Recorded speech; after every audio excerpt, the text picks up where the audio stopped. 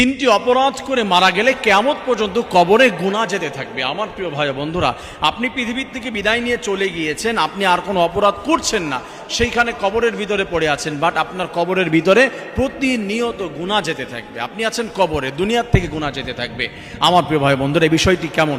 Very very dangerous matter, খুবই ভয়ঙ্কর বিষয়। এগুলি খেয়াল করার চেষ্টা করবেন। তিনটি অপরাধ এই সমাজের মধ্যে, আপনি যদি কোনো এমন অপরাধ করে যান, সাদকায় মানে সাদকায় জারিয়া যেরকম, ঠিক তেমনিভাবে গুনাহে জারিয়া যদি আপনি করে যান। আপনি মোবাইলের ভিতরে খারাপ একটা স্ট্যাটাস দিয়ে গেলেন, আপনি একটা খারাপ ভিডিও বানিয়ে গেলেন। ভালো মতো মনে রাখবেন প্রিয় ভাই বোনেরা, আপনি একটা ভিডিও বানালেন, একটা খারাপ ভিডিও আপনার সোশ্যাল মিডিয়ার ভিতরে থাকলো, আপনি একটা ছবি তুলে গেলেন, খারাপ ছবি, আপনি দুনিয়ার থেকে বিদায় নিয়ে নেবেন। এই ভিডিও যতদিন সোশ্যাল মিডিয়ায় থেকে যাবে, আপনি ততদিন পর্যন্ত আপনার কবরের মধ্যে গুনাহের একটা অংশ যেতে থাকবে। নাউযুবিল্লাহি মিন যালিক। আপনি দুনিয়া থেকে বিদায় নিয়ে চলে গিয়েছেন, আপনি টিকটকে ভিডিও দিয়েছেন, আপনি রিলস দিয়েছেন, সেখানে গান লাগানো, আপনি খারাপ ভিডিও বানিয়েছেন, সেইগুলা কবরের ভিতরে গুনাহ যেতে থাকবে। ভালো মতো মনে রাখতে হবে প্রিয় ভাই বোনেরা।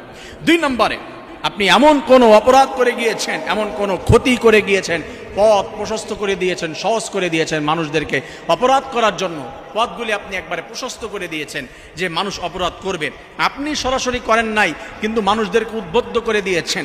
মনে করেন আপনি একটা বই লিখে গিয়েছেন, যেটার মাধ্যমে মানুষ ক্ষতিগ্রস্ত হচ্ছে, যেটার মাধ্যমে একটা থিওরি দিয়ে গিয়েছেন, এটার মাধ্যমে মানুষ ক্ষতিগ্রস্ত হচ্ছে। আপনার কবরে গুনাহের একটা অংশ অনবরত যেতেই থাকবে। নাউযুবিল্লাহি মিন যালিক।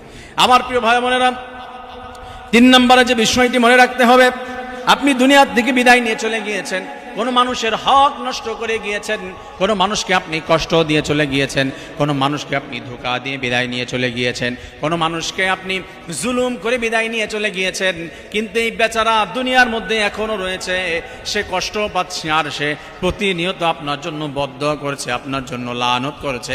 আল্লাহ রাব্বুল আলামিন তার হাবিবের মাধ্যমে জানিয়ে দিয়েছে, আপনি তো দুনিয়ার থেকে বিদায় নিয়ে কবরের মধ্যে শুয়ে আছেন, কিন্তু আপনার কবরের ভিতরে অনাবরত গুনাহের একটা অংশ যেতে থাকবে। নাউযুবিল্লাহ।